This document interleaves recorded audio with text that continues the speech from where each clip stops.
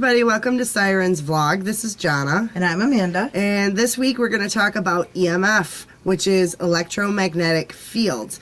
It's something in the frequency that is under 300 hertz or cycles per minute. Or second, excuse me. You will encounter this every day. The wiring in your house, microwaves, TVs, cameras, even motors can give off this, and there's a lot of things that come with the levels. So, an extended exposure to extremely high levels can cause things like memory loss, depression, loss of energy, irritability, problems concentrating. You can get sick really easily, chronic fatigue. I mean, there's just a laundry list. And then one of the things that we can encounter, with like short doses of it, as investigators, you come across investigators getting headaches, getting nauseous, which has happened to us a couple of times. And actually, they say that it can cause hallucinations and paranoia. So, yeah, and then, so if you are looking what you want to when you first go into the home, when you walk through, you got to get your EMF levels. That way, if you get a spike, you know if you're dealing with an entity or... And you really have to be careful when you walk around. I mean, one of the things we do is we'll actually kind of draw out a floor plan. In each room, we'll give it a base temperature, a base EMF reading. But we'll also mark where there's like TVs, radios, anything that could give off a larger amount. So that way we know, if you're standing in front of the 34-inch high-screen deaf plasma TV, that, the 5 on the scale is not necessarily a 5. That could be the base reading that it gives off if you haven't done your homework.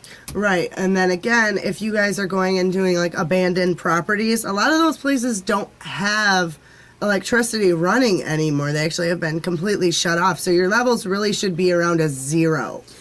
So if you get a spike in there, it's most likely pointing to some kind of evidence. Unless the building's been in operation, some abandoned buildings around here still have power running to them. Right.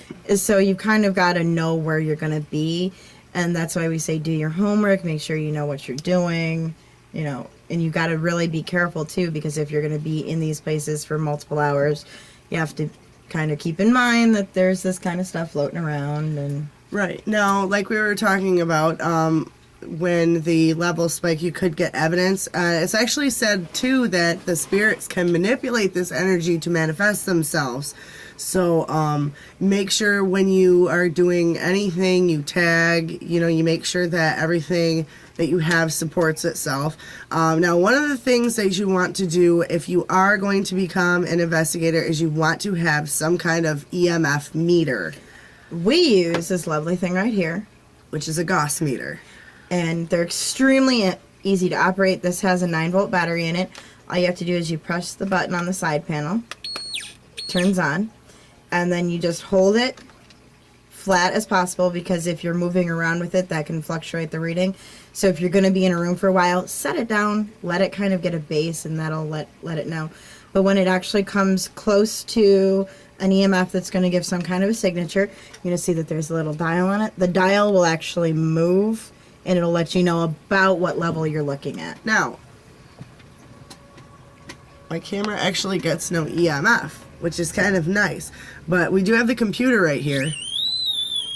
And you can see it will beep when that spike occurs. Well, it'll beep, it'll make a noise. Some of the more expensive versions will light up, or they'll have a light up screen, so and you that's can see. Usually like a K2, or another of the newer Gauss is actually built right into the millimeter. Right. So whatever you're using, you still want to have that baseline to go from to support your evidence. And we found out, in fact, we were doing an investigation in a home.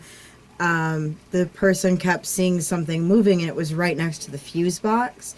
And for people who know where their fuse box is in their house, some people don't.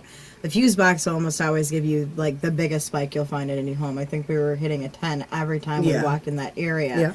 So, it's going to, the wiring in the home will set this off. So, like we said, you're going to want to be careful. And in that case, you're not going to rely on your EMF meter. There's plenty of other things that you can use in that area.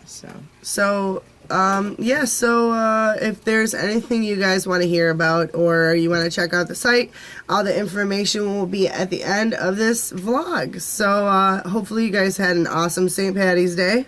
I know we did. We had fun. Yes, we did. And so you guys, you have a great week, and we'll see you next week. We'll be talking about spirit boxes on Sirens Vlog.